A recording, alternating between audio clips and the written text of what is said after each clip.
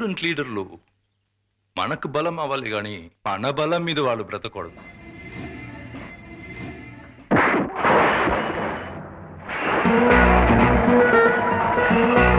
వాడి భవానీ అనే రౌడీతో కాంటాక్ట్స్ ఉన్నాయి. నీ క్లాసులో ఉండటం ఇష్టం లేకపోతే బయటికి వెళ్ళి. మేము ఫీజు కడుతున్నాం. ఫీజు కట్టేది చదువుకోవడానికి, ఇలా వెనక బెంచ్లో కూర్చొని సిగరెట్లు తాగడానికి కాదు. అయితే ముందు బెంచ్లో కూర్చొని తాగచ్చా? వాళ్ళు చదువుకోరు, ఇంట్రెస్ట్ ఉన్న వాళ్ళు చదువుకోనివ్వరు.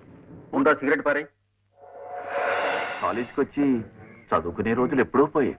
ఇప్పుడు జస్ట్ టైం పాస్. వీడు చూడ్డానికి పొడుగ్గా ఉంటాడు కానీ పేరు చిన్న. క్యాంటీన్ కోసం కొట్టేనా ఏంట్రా?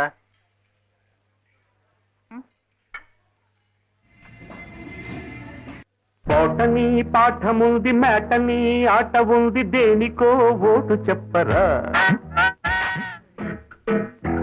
నువ్వు హీరోవా? సమోసా తింటావా?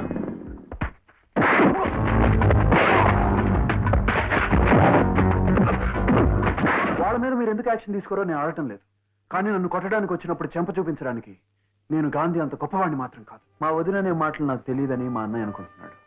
నాకు తెలిసని తెలిస్తే ఫీల్ అవుతాడు. అనవసరంగా రెచ్చగొట్టారు.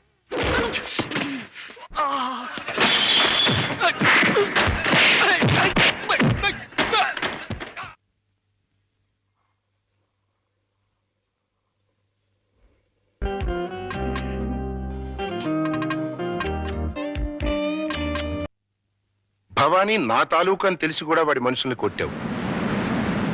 నీలాంటి బజార్ రౌడీలతో చెప్పించుకునే అవసరం నాకు లేదు. భవానీతో పెట్టుకో, ఆయన తలుచుకుంటే నీ కాళ్ళు చేతులు తీసేస్తాడు. ఇది వార్నింగా? పచ్చాగాళ్ల మీద చూపించమని భవానీగాడి దాదాగిరి. ఇక నుంచి నువ్వు గాని వాడు గాని కాలేజ్ వైపు వచ్చారో కాళ్ళు చేతులు కావు, శాలతీలు లెగిసిపోతాయి.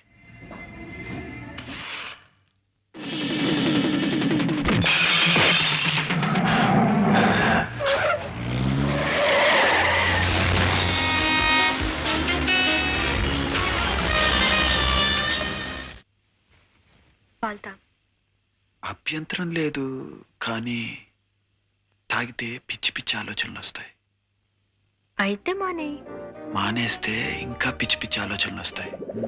సరసాలు చాలు శ్రీవారు వేళ కాదు, విరహాల గోల ఇంకా నా వీలు కాదు. యూనియన్స్ మన చేతిలోకి వెళ్ళి శివ కంట్రోల్కి పోయినట్టు ఈశ్వరరావుకు తెలిసి ఉంటుంది. 2 లారీలు జనాలు తీసుకెళ్లి నరికేయండి.